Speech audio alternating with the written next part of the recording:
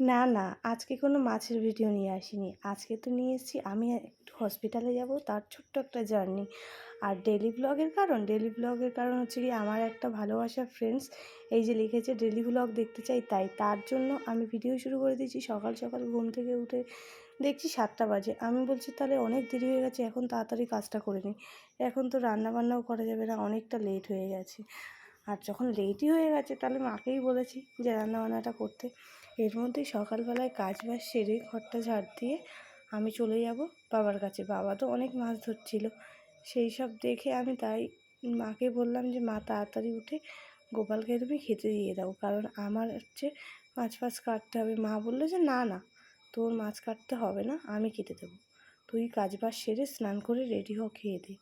তাই জন্য আমি তাড়াতাড়ি করে কাজ বাজটা সেরে নিলাম। আর এদিকে দেখো এই যে বাবা যে মাছ ধরেছে সেইটা, সকালবেলা দেখছি প্রচুর চুনো মাছ পুকুরে ভাসছে। বাবা আর দেরি না করে সকাল 7টার সময় নেমে পড়েছে। দেখো আমাদের বাড়ির পুকুরের পুঁটি মাছের সাইজটা কেমন, খুব ভালো। আর এদিকে দেখো মা গোপালকেও জাগিয়ে দিল।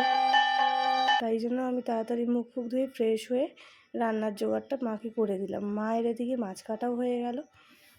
আমি বলছি মা তুমি এত তাড়াতাড়ি কী করে মাছগুলো কাটতে পারলে? আমি কিন্তু পারতামই না, চুনো মাছ কাটতে আমি খুবই দেরি করি। এদিকে দেখো আমি স্নান করে একদম রেডি হয়ে গেছি, খেয়ে দিয়ে তাড়াতাড়ি বাড়ি থেকে বেরিয়ে গেছি। আর গিয়ে দেখছি রাস্তায় একটাও টোটো নেই। তাই আমি ভাবছি দাঁড়িয়ে থাকলে হবে না, নিজেই হাঁটি। হাঁটতে হাঁটতে হাঁটতে হাঁটতে একটা টোটো চলে এসেছে আর আমি তার মধ্যে উঠেও গেছি। তাড়াতাড়ি টোটোতে করে উঠে গিয়ে ঘুটিয়ারি শরীফ স্টেশনে গেছি, কারণ আমরা ঘুটিয়ারি থেকেই যাই, ওটা আমাদের কাছে হয়। তাই আজকে যাব শিয়ালদায়। শিয়ালদায় গিয়ে তারপরে দেখাবো যে কোথায় যাচ্ছি, ঠিক আছে? এই দেখো টিকিট কাটা হয়ে গেছে আর আমি চলে গেছি 2 নম্বরে। যেই গেছি অমনি দেখছি ট্রেনটা ঢুকে গেছে, আর একটু হলেই ট্রেনটা মিস করতাম। আর এই দেখো গাইস কি ভিড় লোকাল ট্রেনে। তোমরা কে কে লোকাল ট্রেনে চড়েই যাতায়াত করো আমাকে কমেন্ট সেকশনে অবশ্যই জানিও। আর আমার পেজটাকে কিন্তু ফলো করতে একদম ভুলো না।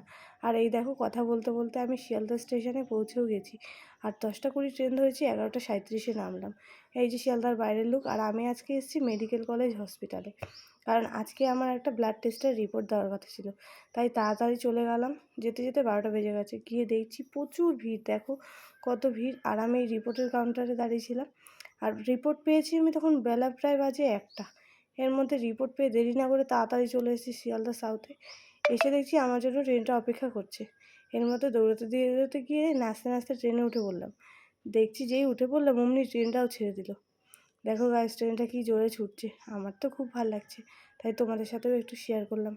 তোমাদের কার কেমন লাগলো অবশ্যই জানিও। তো দেখো ঘুটিয়ারি স্টেশনে নেমে গেছি, এবার টোটোতে করে বাড়ি চলে যাব। কিন্তু প্রচুর স্টেশনে নামার পর দেখছি ভিড়। আর বড়বাবুকে বলেছিলাম যে বাইকে করে একটু নিতে আসতে, যেহেতু ব্যাটারিটা খারাপ। বলছে ভালো গাড়িটা চলছে না, তাই আজকে যেতে পারবো না, তুমি টোটোতে করেই চলে আসো। তাই আজকে আমাকে বাধ্য হয়ে টোটোতে করেই যেতে হচ্ছে। আর দেখো কি ভিড়, আমাদের ঘুটিয়ারি শরীফ স্টেশনে প্রচুর ভিড় হয়। তোমরা কে কোথা থেকে আমার ভিডিওটা দেখছো অবশ্যই কিন্তু কমেন্ট সেকশানে জানাবে।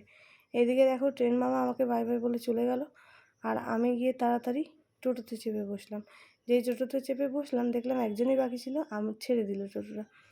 আর তাড়াতাড়ি বাড়ি চলে এসেছি। বাড়ি এসে দেখছি মায়ের শরীরটা আজকেও খারাপ।